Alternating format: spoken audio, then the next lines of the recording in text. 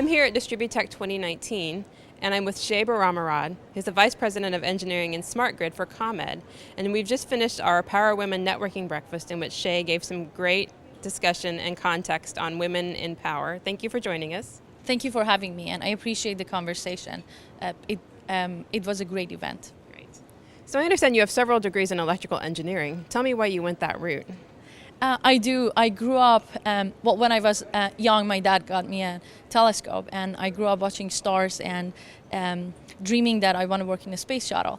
The way to get into it was into engineering. And as I went on in grad school, I learned a lot about how photovoltaic can provide energy, and I became extremely interested in social issues like climate change and how these renewable energy can mitigate those challenges that we are facing as a generation. Then that helped me to make a decision to go to the next one and get my PhD in electric power engineering and focusing on microgrid and how we can create a localized grid and create resiliency, bring renewable energy, create control systems that can bring all of it together in a distributed level. So it starts from stars, but ended up on Earth. So on that note, I understand you're very active in advocating for STEM education. Tell me a little bit about that.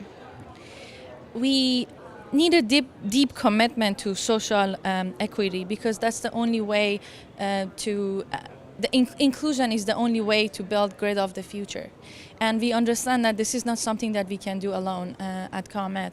We've been partnering with a number of organizations in our service territory to engage high school students into STEM and exposing them to possibilities out there.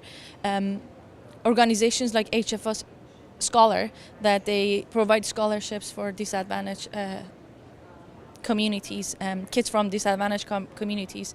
We run Ideathon. So these are different ways that we can create a stronger pipeline.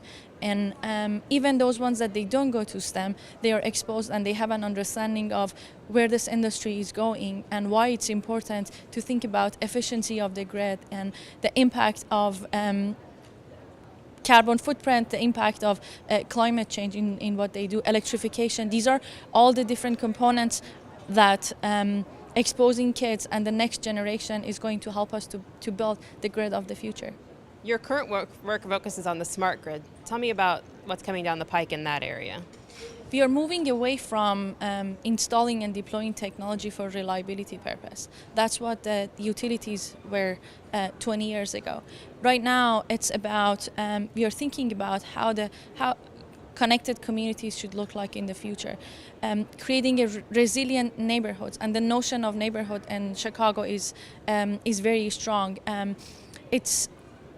Each neighborhood comes with its own culture and own priorities, and what we bring to the table is understanding of infrastructure and how we can utilize technology to enable those communities to withstand extreme hot days versus polar vortex and all the things that impacts us because of the climate change. Well, thank you so much for joining us today and sharing your insights with us. I really appreciate that. Thank you for having me.